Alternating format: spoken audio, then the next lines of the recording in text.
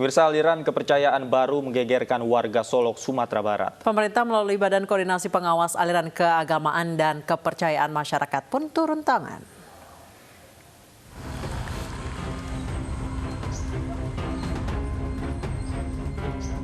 Diduga aliran sesat, satu kelompok masyarakat di Nagari Sumani, Kecamatan Kalikoto, Singkarak, Sumatera Barat, kini masuk dalam pengawasan Badan Koordinasi Pengawas Aliran Keagamaan dan Kepercayaan Masyarakat setempat. Salah satunya adalah pasangan suami istri Zainul dan Luciana ini. Keduanya meyakini ajaran agama yang mereka sebut Ibrahim Tauhid dan bukan merupakan ajaran Islam. Mereka mendapat ajaran tersebut dari guru yang tinggal di kota Padang. Kita mengambil dari Padang. Guru besarnya di Padang? Iya, Bapak Usman namanya. Bapak Usman. Tempatnya masuk ke rumah Masjid M. Nur. Terus serang gagak sama perempuan. Nah, cari Pak Usman di sana. Nama ajarannya apa ya, Pak?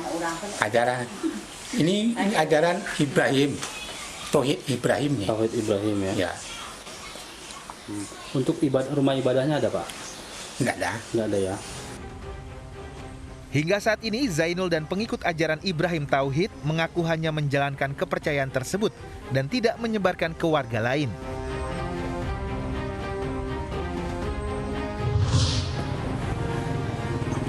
Terkait fenomena dalam ajaran kepercayaan Ibrahim Tauhid, Badan Koordinasi Pengawas Aliran Keagamaan dan Kepercayaan Masyarakat Bakor Pakem Solok telah membentuk tim khusus. Jika nantinya ajaran tersebut meresahkan dan mengganggu ketertiban masyarakat, maka ajaran tersebut akan dihentikan. Kita sudah merumuskan tindakan di sana.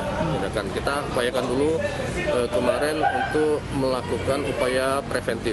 Artinya kita akan lakukan pembinaan dulu kepada kelompok pengajian tersebut supaya mereka kembali ke jalan yang sesuai dengan syariat gitu loh. Nah, kita gandeng MUI. MUI lah yang kemarin nanti melakukan dialog dengan mereka. Karena kan pasti akan terjadi perdebatan di sana. Karena berbicara mengenai keyakinan kan, namanya orang yakin itu kan dia yakin benar gitu loh. Maka harus beradu dalil di sana. Yang punya dalil itu yang kuat itu adalah ahli kita. Nah itu nanti hasilnya, rekomendasinya seperti apa itu kita tunggu. Kalau memang mereka nanti mengikuti anjuran kita untuk menghentikan kegiatannya, untuk membubarkan organisasinya, itu selesai permasalahan kan. Gangguan ketertiban yang meresahkan masyarakat itu sudah tidak terjadi lagi. Tapi kalau mereka masih membandel juga melaksanakan itu, terus masyarakat terganggu, jelas kita akan melakukan tindakan persuasif. Ketertiban dan keamanan dalam masyarakat jadi pertimbangan utama Bakor Pakem dalam bertindak. Prinsip kehati-hatian menjadi landasan Bakor Pakem dalam mengambil keputusan. Tim Liputan iNews melaporkan. Dan pemirsa, untuk membahasnya sudah bergabung bersama kami Kepala Seksi Intelijen Kejaksaan Negeri Solok, Yustian Arif. Dan kami masih terus menghubungi Wakil Sekretaris Jenderal Bidang Fatwa MUI, Solahuddin Al-Ayuib. Saya ke Pak Ulfan terlebih dahulu. Pak Ulfan, sejauh ini seperti apa kegiatan dari komunitas agama atau aliran baru ini, Pak? Terima kasih Mbak Anissa, selamat sore. Pemirsa News dimanapun berada. Terima kasih, izinkan saya menyampaikan informasi atau keterangan atas nama Kepala Kejaksaan Negeri Solo terkait dengan adanya pengikut paham aliran yang sampai dengan saat ini sudah menyebut atau dikenal dengan paham Tauhid Ibrahim. Yang pertama mungkin perlu kami sampaikan informasi, sejauh ini pengikut atau masyarakat yang mengikuti paham atau aliran tersebut sudah menghentikan kegiatan atau aktivitas keagamaan yang mereka yakini. Itu poin yang pertama. Kemudian terkait dengan tugas Bakor Pakem sendiri, awal mulanya permasalahan ini menjadi bahasan dalam tim Bakor Pakem Kejari Solo. Baik. Yaitu pada sekitar medio bulan April yang lalu, kita mendapatkan informasi mengenai adanya masyarakat yang menganut paham yang diduga sesat atau menyimpang dari ajaran agama Islam. Kemudian tidak beberapa lama, sekitar pertengahan bulan April yang lalu, tim Bakor Pakem Kejaksaan Negeri Solo yang terdiri dari unsur kepolisian, unsur TNI, unsur Badan Intelijen Daerah, Kesbangpol Kabupaten, kemudian juga MUI dan FKUB telah melakukan rapat koordinasi untuk membahas masalah temuan tersebut. Baik. Yang simpulannya menyatakan bahwasanya untuk tahap selanjutnya MUI akan mencoba melakukan dialog dan melakukan pembinaan terhadap masyarakat penganut aliran kepercayaan tersebut yang sampai dengan saat ini jumlah mereka hanya terbatas dalam kalangan keluarga, tidak lebih dari belasan orang. Baik. Dan mereka tidak menyebarkan secara langsung ajaran atau paham mereka ke masyarakat secara luas. Demikian. Baik Pak Yulvan, saya ke Pak Solahuddin. Pak Solahuddin, selamat sore. Sore. Pak Solahuddin, kalau misalnya dilihat dari ajaran-ajaran dalam tanda kutip agama baru ini, menurut Bapak ini aliran sesat atau bagaimana? Sampai saat ini MUI Pusat belum mendapatkan informasi lebih detail terkait dengan aliran ini. Biasanya memang kita di Majelis Ulama Indonesia akan berkoordinasi dengan berbagai pihak, terutama adalah jajaran MUI di tingkat provinsi dan kabupaten kota. Karena lokusnya itu biasanya adalah di daerah-daerah di mana pusat dari ajaran tersebut berasal. Ada tata cara di internal Majelis Ulama Indonesia untuk menetapkan sebuah aliran itu dianggap sesat atau tidak. Jadi pertama harus diketahui secara lebih pasti terkait dengan informasi ajaran-ajaran dari aliran tersebut ya. Ini juga harus berasal dari data primer, tidak boleh data sekunder saja. Yang kemudian ketika kita sudah mendapatkan data tersebut harus divalidasi, dikonfirmasi dengan aliran-aliran tersebut ya, aliran yang bersangkutan. Kalau sudah dikatakan mereka bahwa betul itu adalah diyakini itu adalah ajaran dari aliran tersebut, kemudian baru dikaji di Majelis Ulama Indonesia. Kalau Majelis Ulama Indonesia dalam pengkajian tersebut indikasi bahwa aliran itu adalah menyimpang, masih ada satu tahapan lagi sebelum difatwakan, yaitu kita ajak mereka untuk istilahnya rujuk ilal haq, kembali kepada ajaran yang memang yang benar gitu ya dari ajaran Islam dalam konteks ini. Baik, gitu. Pak Solahuddin, sejauh ini dari MUI di Solok akan berdialog dan juga membina mereka yang tergabung dalam aliran ini. Sejauh ini komunikasi dengan MUI di Solok seperti apa, Pak? Memang kita ini di internal di MUI ada namanya peraturan organisasi yang kaitannya dengan SOP penanganan masalah seperti ini, aliran menyimpang ini. Apa yang dilakukan oleh MUI Kabupaten Solok itu merupakan bagian dari implementasi SOP tersebut di internal Majelis Ulama Indonesia dan saya yakin mereka sudah koordinasi dengan MUI provinsi gitu. Cuma memang kita ini ada pembagian kewenangannya, Mbak. Kalau aliran tersebut masih bersifat lokal, itu sedapat mungkin ditangani cukup oleh teman-teman yang ada di daerah tersebut. Kalau misalnya di kabupaten kota gitu, itu cukup ditangani oleh mereka. Kalau skupnya itu mungkin skup tingkat provinsi ditangani oleh teman-teman provinsi. Dan kalau sudah skupnya nasional, baru MUI Pusat akan menangani itu. Nah, biasanya kita secara bertahap akan ada laporan dari teman-teman MUI di setiap tingkatan itu. Sampai saat ini saya pastikan kami belum mendapatkan informasi terkait dengan aliran tersebut. Mungkin karena aliran tersebut masih bersifat lokal dan bisa ditangani oleh teman-teman yang ada di daerah. Begitu, Mbak. Baik.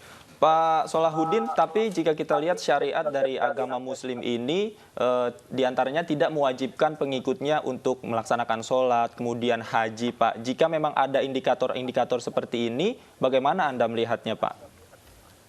Di internal kita dalam menilai sebuah aliran itu ada kriteria-kriteria.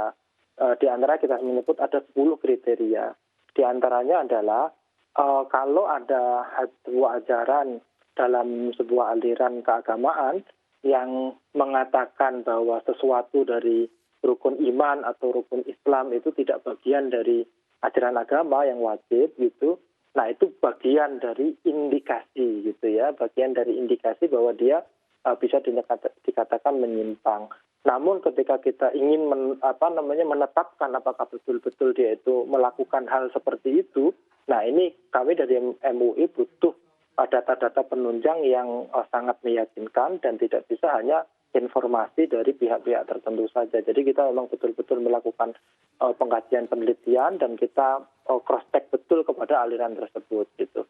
Nah, kalau itu bisa dilakukan gitu dan kemudian kita menyadarkan mereka namanya proses rujuk ilal haq, kembali kepada yang benar seperti yang mungkin dilakukan oleh teman-teman MUI di Solok saat ini, itu adalah ya kita akan berusaha untuk itu, sehingga kalau itu bisa dilakukan tidak ada yang namanya fatwa itu ditetapkan fatwa untuk menyatakan bahwa ini menyimpang atau sesat.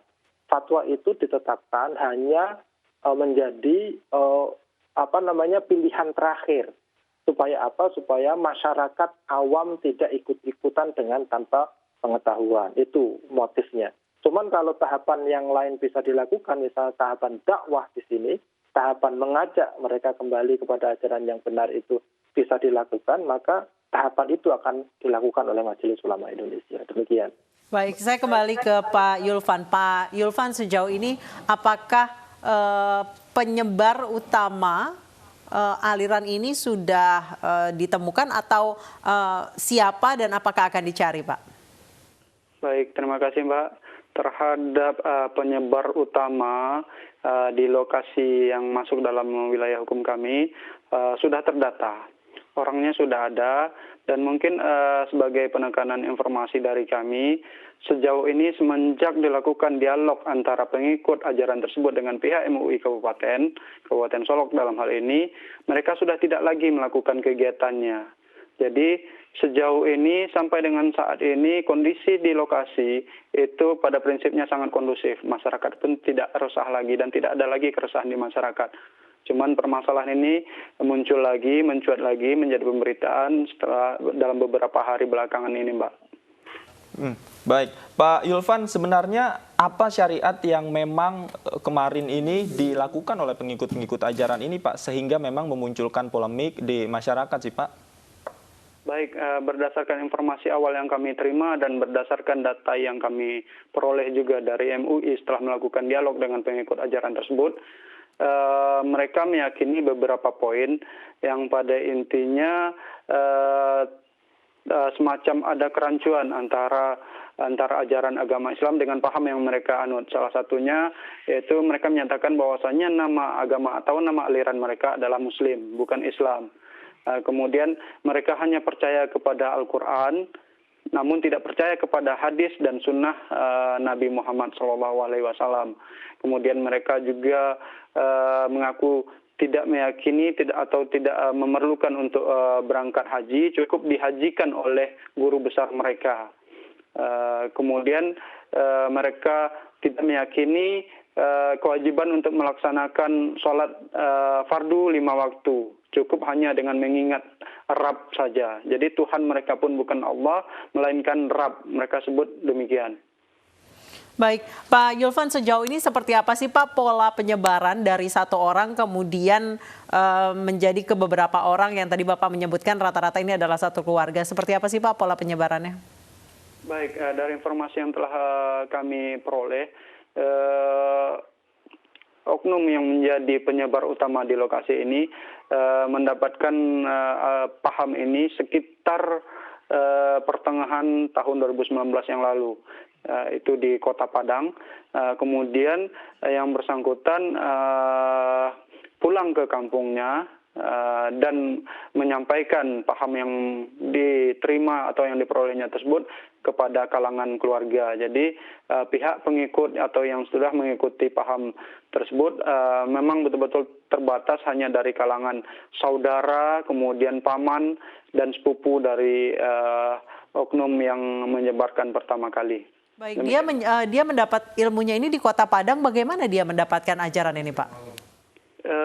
Awalnya karena ditawarkan oleh salah seorang temannya atau lebih tepatnya saudara masih termasuk sebagai saudara juga yang datang ke kampung halamannya kemudian menyampaikan tentang paham atau ajaran-ajaran tersebut. Dan apabila saudara berminat untuk mendalami, silahkan datang ke Kota Padang dan temui guru besar yang bernama inisial U di Kota Padang. Demikian. Baik, saya ingin kembali ke Pak Solahuddin. Pak Solahuddin, dari apa yang dipaparkan oleh Mas Yulvan tadi, bukankah ini juga memang mengindikasikan bahwa agama ini bisa berkembang? Tadi dari satu orang, kemudian dalam kalangan keluarga. Kemudian jika memang seperti ini, apa tindakan yang MUI biasa lakukan, Pak, untuk mencegah penyebaran ini semakin meluas, Pak? Iya, ini sebenarnya kalau kita dari Majelis Ulama Indonesia, bagian dari tantangan kita ya, kita untuk melakukan dakwah lebih efektif lagi, lebih luas lagi. Oleh karena itu kami tadi menyatakan sebenarnya banyak dari pengikut aliran-aliran baru seperti ini biasanya itu tidak dibekali dengan pengetahuan keagamaan yang memadai. Dan bahkan pembawa dari aliran baru ini pun ketika kita ajak dialog juga pengetahuan terhadap ajaran keagamaan juga tidak terlalu mendalam. Oleh karena itu kami akan mencoba lebih dalam lagi, lebih kuat lagi dalam hal melakukan dakwah khususnya kepada orang-orang yang diindikasikan itu mengikuti aliran-aliran khususnya aliran menyimpang yang ada di Solok ini. Saya ingin menyatakan terima kasih kepada teman-teman Kejari yang ada di Solok ya, yang terus berkoordinasi dengan teman-teman MUI di daerah tersebut. Memang betul kita tidak menggunakan pendekatan fatwa untuk di awal-awal ini. Kita harus melakukan pendekatan dakwah. Kita ajak lagi, kita berikan kesadaran, penyadaran kepada mereka supaya mereka mempunyai pengetahuan yang cukup sebelum mereka betul-betul menjatuhkan pilihan untuk ikut dan meyakini dari ajaran dari aliran tersebut. Itu bisa jadi mereka melakukan itu karena mereka tidak mempunyai pengetahuan yang cukup terkait dengan ajaran agama yang benar itu. Jadi ini bagian dari muhasabah yang akan kita lakukan dan kita akan terus melakukan dakwah mengajak mereka untuk melakukan mengenal agamanya, agama Islam secara lebih komprehensif lagi. Demikian. Baik, kalau dari pengalaman MUI sendiri untuk menangani aliran-aliran sesat seperti ini, Pak, apakah memang proses tersebut harus dijalani secara bertahap? Tadi Anda katakan dari proses dakwah, kemudian sampai ke fatwa. Ini seperti apa, Pak? Apa indikatornya sehingga nanti MUI beralih dari proses dakwah kemudian ke fatwa, Pak? Ya, ini kita sudah atur di dalam PO kita, peraturan organisasi, dan ini mengikat, Pak, bukan hanya di MUI pusat, tapi juga MUI di tingkat provinsi dan kabupaten kota. Ada SOP penanganan terhadap aliran menyimpang. Sebab ketika dalam hal ini kita di Majelis Ulama Indonesia memang lebih hati-hati untuk mengatakan sebuah aliran itu menyimpang. Sebab ketika kita menyatakan itu, konsekuensinya akan besar sekali. Cuman kalau misalnya dalam proses dakwah itu tidak bisa dilakukan dan mereka masih tetap kekeh dengan ajaran yang digunakan gitu, oleh karena itu kita mau tidak mau menggunakan pendekatan fatwa. Supaya apa? Supaya itu tadi, supaya kita mencegah, membentengi umat yang masyarakat yang tidak punya pengetahuan untuk ikut-ikutan saja dengan aliran tersebut gitu.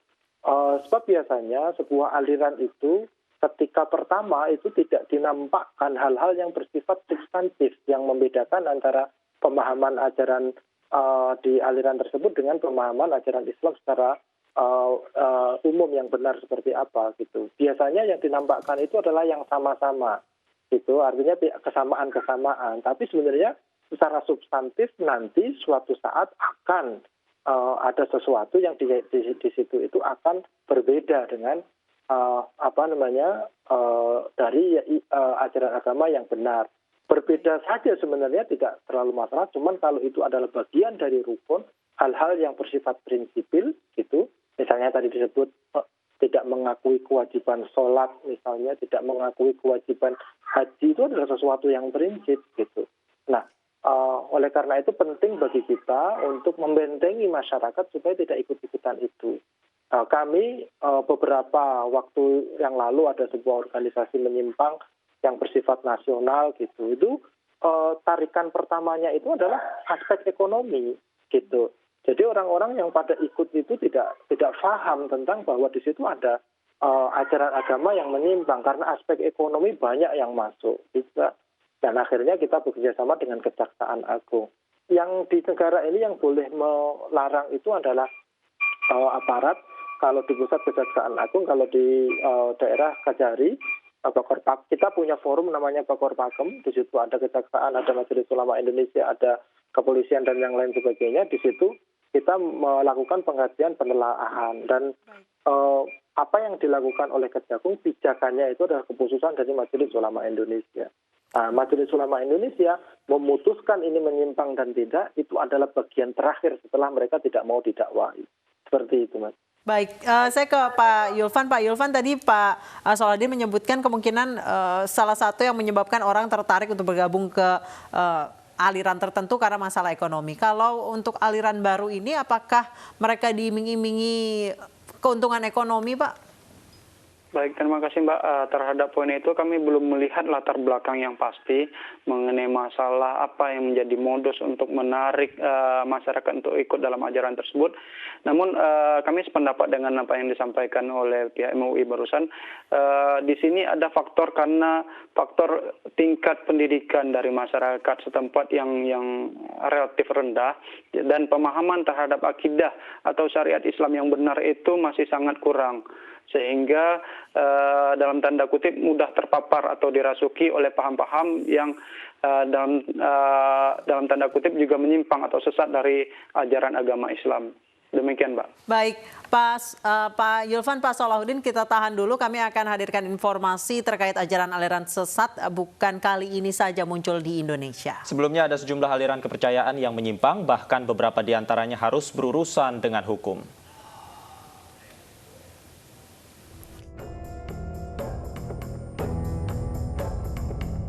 Salah satu aliran sesat yang menghebohkan warga di tahun 90-an adalah Lia Aminuddin atau Lia Eden. Lia Eden mengaku sebagai titisan Bunda Maria dan meramal kejadian-kejadian yang akan datang. Majelis Ulama Indonesia (MUI) menyatakan, Lia Eden telah menyebarkan aliran sesat dan melarang perkumpulan Salamullah pada Desember 1997. Tahun 2006, Lia Eden dijebloskan ke penjara selama 2 tahun karena mengaku mendapat wahyu dari malaikat Jibril dan mengaku sebagai Tuhan.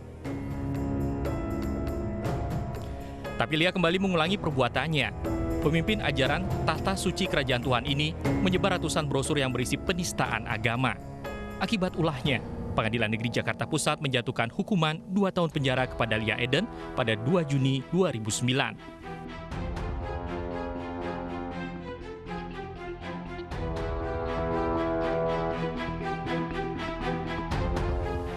Tahun 2017, Pengadilan Negeri Jakarta Timur memvonis 2 pimpinan kelompok Gavatar, Mahful Muiz dan Ahmad Musadek, dengan hukuman 5 tahun penjara karena terbukti menistakan agama Islam.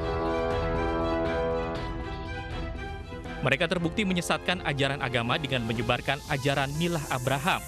Ajaran ini menyampaikan bahwa sholat, puasa, dan zakat belum saatnya dilakukan karena mereka percaya bahwa zaman ini masih zaman jahiliyah. Agustus 2018, masyarakat Serang, Banten diresahkan dengan hadirnya kerajaan ubur-ubur di wilayah mereka. MUI Kota Serang menyatakan kerajaan ubur-ubur merupakan aliran sesat yang menyimpang dari ajaran Islam. Sekte kerajaan ubur-ubur dipimpin oleh Aisyah Tusalamah dan suaminya. Markas sekte ini berada di Tower Indah Syabulu, Serang, Banten. Diperkirakan aliran ini memiliki pengikut sebanyak 12 orang. Aisyah dan pengikutnya kerap melakukan ritual tahlilan yang diikuti dengan tarian. Tim Liputan iNews melaporkan. Pemirsa, kita lanjutkan perbincangan kita dengan Pak Yulvan dan Pak Solahuddin. Saya ingin ke Pak Yulvan. Pak Yulvan, tadi Anda katakan sudah ada tokohnya berinisial U, kemudian pembinaan seperti apa yang sudah dilakukan dan saat ini apakah sudah diamankan, Pak Yulvan? Baik, terima kasih Mas. Terhadap oknum yang berinisial U tadi, yang kami sebutkan merupakan guru dari pengikut yang ada di lokasi di wilayah Solo. Jadi yang inisial U ini sendiri berlokasi di Padang. Jadi inilah yang dianggap sebagai guru besar oleh pengikutnya yang ada di lokasi. Dan terhadap yang bersangkutan pun belum dilakukan tindakan hukum, karena sesuai dengan kami pendapat dan senada dengan apa yang disampaikan oleh MUI yang masih mengedepankan pendekatan fatwa, maka kami dari tim Bakor Pakem Solok masih melakukan pendekatan pembinaan, masih mengupayakan agar pengikut paham atau aliran tersebut kembali kepada ajaran atau syariat Islam yang sebenarnya. Demikian, Mas. Baik, untuk inisial U ini Pak, yang bersangkutan ini mendapat ilmunya di mana Pak? Terhadap oknum yang berinisial U ini kami sendiri belum melakukan pendekatan dan pendataan, jadi kami belum bisa pastikan dari mana yang bersangkutan mendapatkan aliran atau paham ini. Baik, untuk MUI sendiri Pak, Pak Solahuddin, yang dilakukan untuk mengkat penyebaran sejauh ini apa Pak? Karena memang dari satu orang kemudian dari Padang berpindah ke Solok dan menyebar walaupun hanya sedikit di Solok Pak. Iya, memang peran media massa seperti ini menjadi sangat penting ya untuk penyadaran masyarakat, khususnya masyarakat yang tidak memahami aspek menyimpangnya dari aliran-aliran tertentu. Dengan adanya media, orang akan menjadi tahu dan waspada terhadap aliran-aliran baru tersebut ya. Memang kalau kita lihat aliran yang seperti ini nggak tahu akhir-akhir kok banyak gitu ya, macam-macam bentuknya seperti tadi sudah disebutkan, ada aliran kerajaan ubur-ubur, namanya aja aneh kan gitu kan. Kemudian sebelumnya ada Agafatar dan sebelumnya Lia Imunuddin dan yang lain sebagainya. Kalau kita tarik garis benang merahnya sebenarnya, kalau dia itu hampir sama. Dia itu merasa dia itu didatangi oleh roh gitu. Dia didatangi semacam dianggap oleh dia malaikat, sehingga dia itu merasa mendapatkan ilham atau wahyu seperti itu. Dan biasanya itu didahului oleh adanya semacam riyadhah. Riyadhah itu semacam meditasi atau apa gitu ya, olah batin gitu. Makanya kalau olah batin di dalam konteks di Islam itu harus ada gurunya gitu. Sebab kalau tidak ada gurunya, hal-hal yang masuk seperti itu dianggap bahwa itu betul-betul malaikat, padahal tidak. Nah, ini sebenarnya kalau kita lihat di ajaran khazanah klasik, di buku-buku klasik itu hampir sama. Polanya itu hampir sama. Ketika ada orang melakukan olah batin dengan sendiri tanpa ada mursyid, tanpa ada orang yang memberikan panduan kepada dia, kebanyakan mereka akan tergelincir. Karena yaitu ketika dia itu didatangi semacam kayak nur, cahaya gitu, dianggap bahwa itu memang nur dari Allah. Padahal itu nur dari setan misalnya. Ada bisikan dan yang lain sebagainya. Nah, sebenarnya para ulama memberikan sebuah guidance apabila ada bisikan seperti itu, tapi bisikannya itu mengajak untuk melanggar syariat Allah, maka yakinlah bahwa itu adalah bukan berasal dari Allah dan malaikat, tapi itu berasal dari setan. Nah, ini bisa kita lihat dari khazanah misalnya Syekh Abdul Qadir Jailani misalnya.